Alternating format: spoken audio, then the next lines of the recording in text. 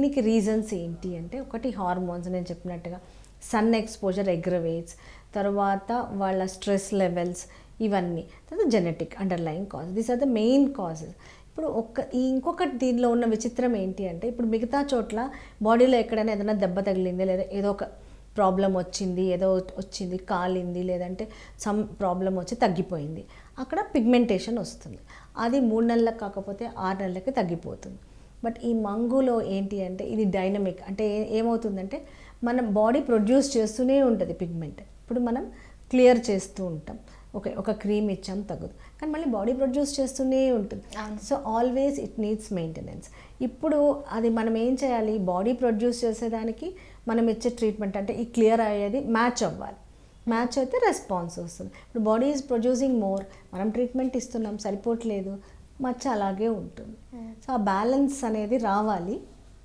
అది which is very